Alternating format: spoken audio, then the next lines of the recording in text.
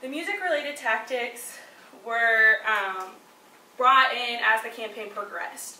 Fleischman Hillard pitched a list of top-selling cards similar to Billboard's Top 40.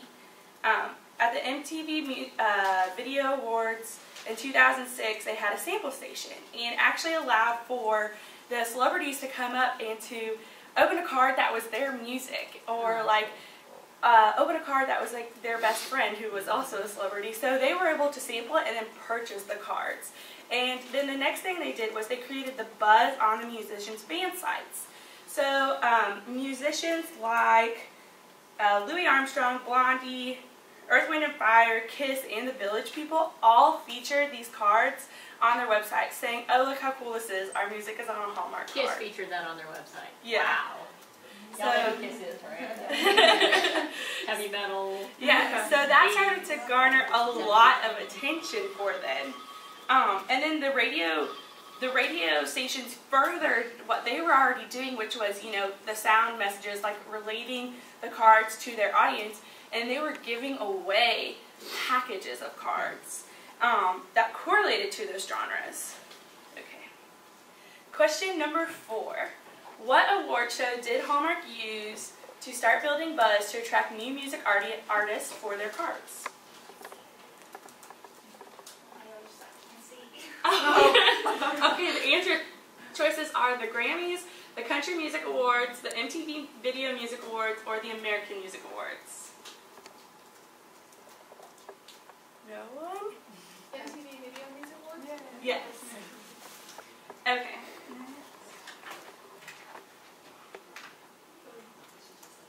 Okay, so now we come to this. Was the Sweet Music campaign successful? What do y'all think? Do you think it would have been successful? I'm sure everyone's received probably a sound card in the past, so would you? Do y'all think it was successful? Yeah. Okay, and it was successful. The sales results were a 9% increase from card sales from the previous year, with holiday products and cards up 10%, which is huge. That's a big number. And then with all of that, the sound cards were half of that increase. So the sound cards were really beneficial to Hallmark. They were able to definitely accomplish one of their objectives, which was to come up from the decline they were facing. The media results resulted really, really well, actually. They had 122 million trackable media impressions. They estimated radio and television impressions at about 59 million, and print accounted for 50 million impressions. And the other 13 million impressions were unaccounted for, but they knew they were there. The cards were featured on The View, the CBS Early Show, ABC News, CNN Headline News, Sirius Satellite Radio, and XM Satellite Radio. The Radio Trade for Mention gave away 270 boxes of sets of these cards to their listeners. And then major music industry publications such as Rolling Stone, Billboard, and Country Weekly covered the product launch, which is huge. Those are major music icons, so if they were featuring it, obviously it was a big deal. But not only that, the Wall Street Journal and the AP also were present at the launch of the campaign.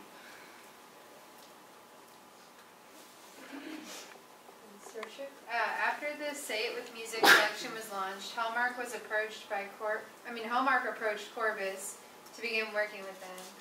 And Corbis is a creative resource for advertising, marketing, and media professionals worldwide, helping to bring creative works to life with the highest quality of photography, footage, and rights services.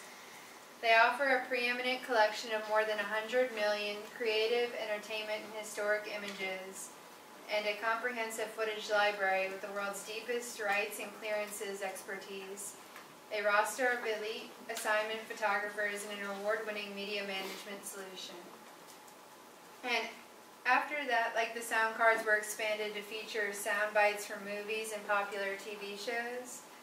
And they started having a multi-generational appeal as well, like while including that, like, if you don't like music, now it has like TV shows and movies too.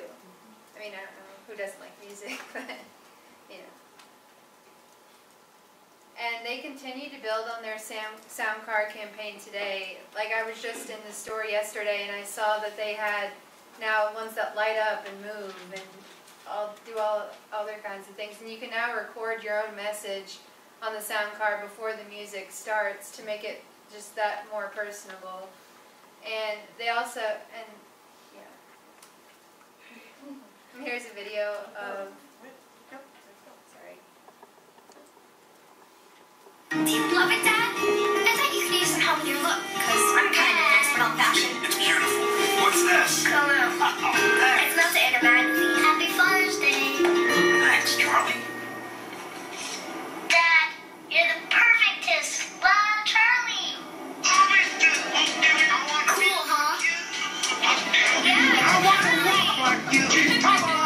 This Father's Day, give the gift of your voice at your Hallmark Gold Crowns. So that just shows how you can make it that more personable.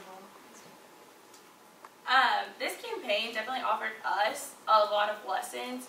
Unfortunately, because it was conducted in 2006 and Hallmark's current YouTube channel only features from 2010, we were unable to find a lot of the advertisements that they offered. So we decided to focus more on the lessons that we learned from the campaign.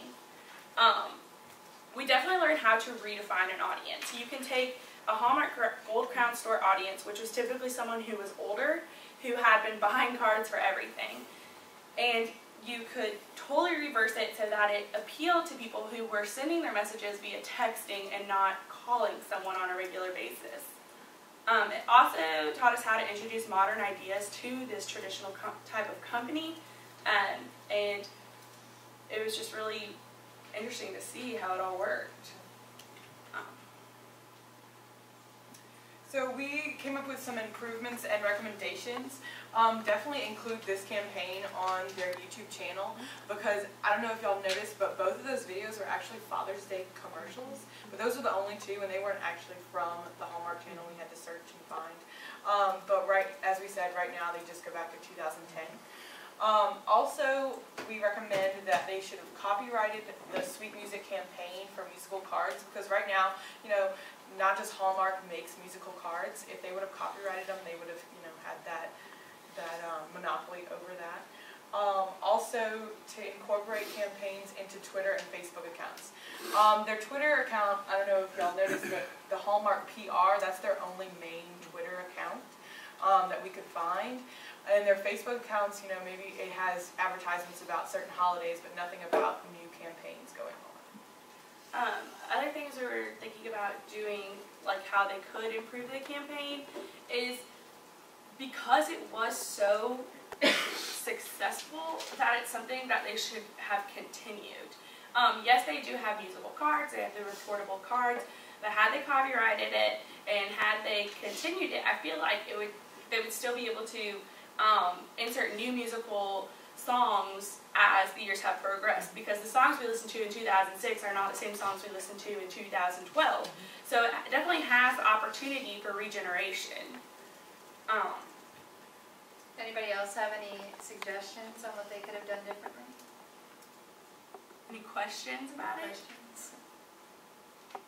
We also brought up the idea, because a lot of music, you know, with not copyrighted, but, you know, downloading music illegally online and all that kind of stuff, so they've had to, you know, with their musical cards, have trouble with that, with getting the licenses and stuff. Well, I understand that certainly in 2006 they weren't doing anything with Twitter and probably very little with Facebook, but I'm shocked to learn that now in 2012 It really they is only just, have a Hallmark PR account. They don't have Yeah. just a Hallmark. yeah.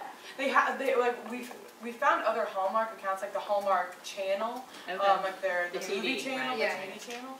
But other than that, there's no. It's not like appealing to their products at Yeah. all. The Hallmark PR kind of has information that's relevant to today, but it's really rare. It's more like Christmas cards are coming out, not we have this great campaign going on. And It's more that publicity, one-way communication. Yeah. Right? No attempt for No. two-way communication. it's And I definitely think since it one says way. PR, like it kind of like is like making you think like it's for the public relations only, and that like it needs to be more like for the company, like not as much just like PR.